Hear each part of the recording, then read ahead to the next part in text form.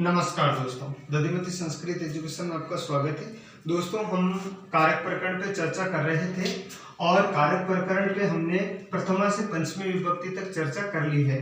आज हम जिसके बारे में बात कर रहे हैं उसका नाम है संबंध। संबंध को हमने कारक के रूप में नहीं माना था, क्योंकि कारक वो होता है जिसका क्रिया के साथ सीधा संबंध हो। हमने कारक को संबंध के रूप में नहीं माना था, लेकिन उसको विभक्ति में तो हमें पढ़ना ही होगा। और कारक से संबंधित षष्ठी विभक्ति से संबंधित प्रश्न भी पूछे जाते हैं। कुछ विभक्तियां ऐसी है, सप्तमी और षष्ठी, द्वितीया और षष्ठी और तृतीया और षष्ठी, जिसमें समान विभक्तियों का प्रयोग होता है। आज कुछ विभक्तियों को हम यहाँ देख रहे हैं, कुछ सूत्रों को हम यहाँ देख रहे हैं और वार्तिकों को भी हम देखेंगे। उसके बाद सप्तमी विभक्ति में भी कुछ ऐसे सूत्र आएंगे जो षष्ठी विभक्ति उसमें कारक रहेंगे। लेकिन आज हम जिस विभक्ति की बात कर रहे हैं उसका नाम है षष्ठी विभक्ति। इससे पहले यदि आपने हमारे जो बाकी कारक या संस्कृत की वीडियो नहीं देखे तो आप हमारे प्लेलिस्ट में जाकर के उसको देख सकते हैं और वहां से इसको क्रमबद्ध तरीके से प्रथमा, द्वितीय, तृतीया, षष्ठी, सप्तमी इन सारी विभक्तियों को आप देख सकते हैं और अपने मित्रों के साथ आप जरूर शेयर करें। दोस्तों, हम संबंध के बारे में बात कर रहे थे। संबंध कारक में रूप में नहीं गिना जाता है, क्योंकि संबंध का क्रिया से कोई संबंध नहीं होता है। जब किसी का क्रिया से संबंध नहीं होता तो कारक के रूप में परिगणित नहीं होता है, लेकिन विभक्ति के रूप में उसको हम पढ़ते हैं। अब षष्ठी विभक्ति का जो संज्ञा विधायक सूत्र है वो है षष्ठी शेषे। शेषे का मतलब होता है शेष। शेषे का अर्थ होता है शेष में। सप्तमी एकवचन का प्रयोग किया गया, जो शेष है वह षष्ठी है। अब शेष क्या है? शेष वो है जो कर्ता, क्रिया, कर्म, करण, संप्रदान, अपादान और अधिकरण के अतिरिक्त जो है, जो इन प्रातिपदिकार्थ जो विभक्तियां हैं उनमें जिनका प्रयोग न हुआ हो वो शेष है। अब जो शेष क्या क्या है, कौन कौन सी चीजें हैं जहां पर संबंध दर्शाया जाता है? तो संबंध हम तीन प्रकार से संबंधों को दर्शाते हैं। पहला है स्वयं स्वामी संबंध, पहला है स्वयं स्वामी संबंध, दूसरा है जन्य जनके संबंध और तीसरा है कार्य कारण संबंध। तो परीक्षा में पहला प्रश्न तो इसी तरह से यही पूछा जाता है कि संबंध कतिधा, संबंध त्रिधा। संबंध तीन ही प्रकार के होते हैं। पहला होता है स्वयं स्वामी संबंध, दूसरा होता है जन्य जनके संबंध, तीसरा होता है कार्य कारण संबंध। तो स्वयं स्वामी संबंध, जैसे ये कलम मेरी है, मैं इसका स्वामी हूं, है ना, तो मम कलम, मम कलम। जैसे स्वयं स्वामी राज्ञ पुरुष है, राज्ञ पुरुष है, राजा का पुरुष, तो राजा स्वामी है और पुरुष उसका सेवक है। तो स्वयं स्वामी संबंध ये इस तरीके से दर्शाते हैं। जैसे जन्य जन के संबंध, जैसे दशरथस्य पुत्र, दशरथस्य पुत्र, दशरथ का पुत्र, ये जन्य जन के संबंध है। जैसे कार्य कारण संबंध, जैसे पांचालानाम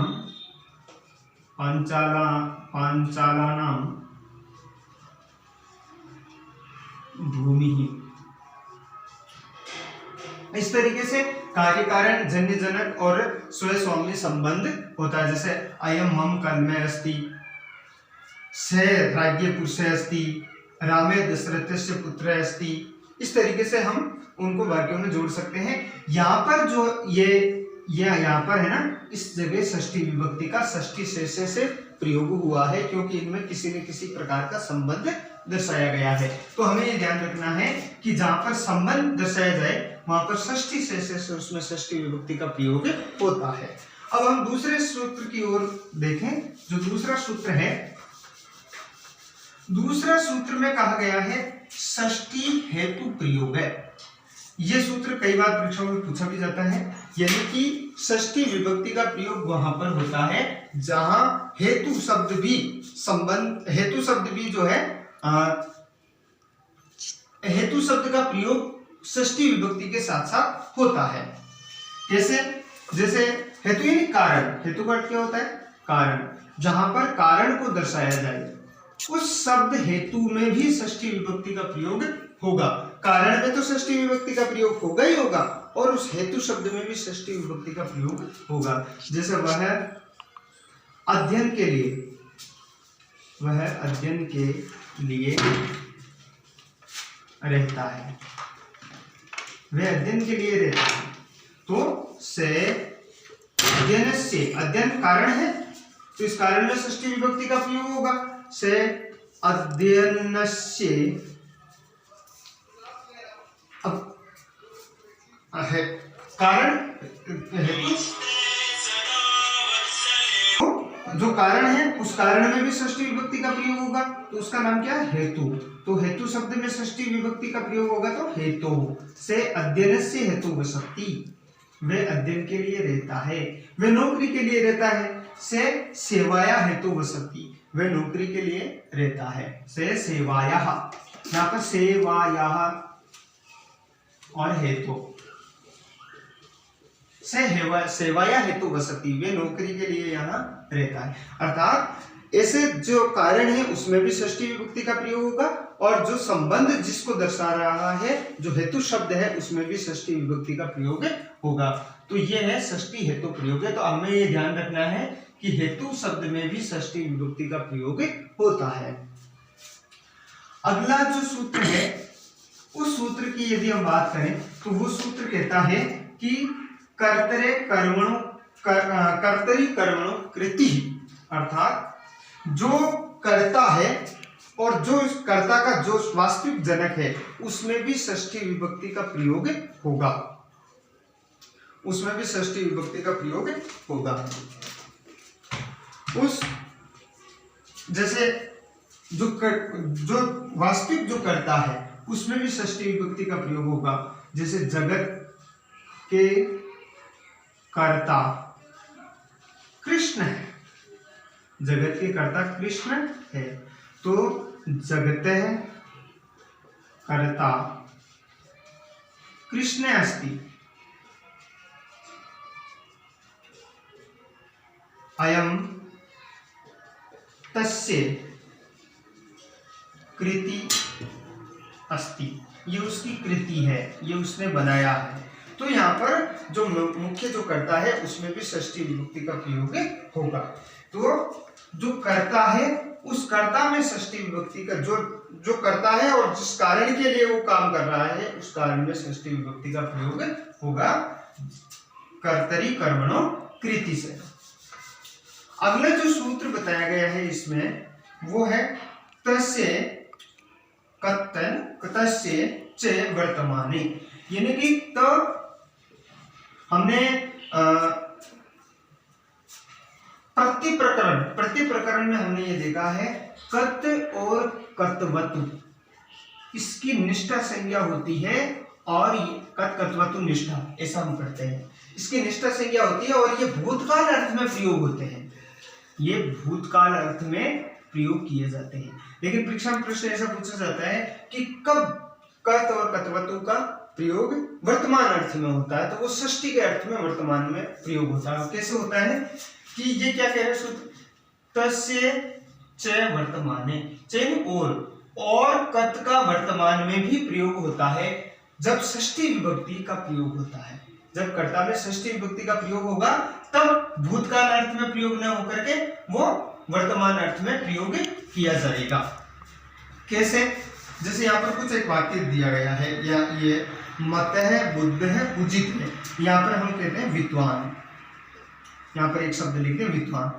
राज्ञाम मते बुद्धे पूजिते विद्वान, राजाओं के द्वारा विद्वान पूजा जाता है, बुद्धे उनके द्वारा उसकी आज्ञा उनको देखा जाता है, मते उनको माना जाता है।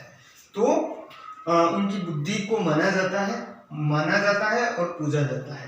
तो यहाँ पर इसमें भी कत प्रत्यय का प्रयोग किया गया है, बुद्ध धातु में कत प्रत्यय का प्रयोग किया गया है और पूज धातु में कत प्रत्यय का प्रयोग किया गया है। इनका अर्थ यहाँ पर वर्तमान अर्थ में भूतकाल के अर्थ में प्रयोग न होकर के इसका अर्थ किस में किया गया है, वर्तमान अर्थ में किया गया है। तो जहां पर षष्ठी विभक्ति यहाँ पर आज्ञा में कौन सी विभक्ति का प्रयोग, षष्ठी, तो इस षष्ठी विभक्ति होने के कारण इनका अर्थ भूतकाल में न होकर वर्तमान अर्थ में प्रयोग किया गया है। तो कर्तृ वर्तमाने अर्थात कर्तृ प्रत्यय का प्रयोग षष्ठी विभक्ति के योग में वर्तमान अर्थ में प्रयोग किया जाता है। अगला जो सूत्र है वो है षष्ठी चानादरे। कहने का मतलब यह है, चलो बेटा उधर, कहने का अर्थ यह है कि चयन और, ये एक वार्तिक है, और अनादरे, अनादरे षष्ठी ने षष्ठी और अनादर, यानी कि ये वार्तिक लिखते हैं, वरुचि ऐसा लिखते हैं उसको सिद्ध करते हुए कि और अनादर, जब किसी का अनादर हो, जब किसी के तिरस्कार किया जाए, तब उस तिरस्कार के योग में भी षष्ठी विभक्ति का प्रयोग होगा। जैसे सिद्धार्थ, सिद्धार्थ रोते हुए पुत्र को छोड़कर चले जाते हैं।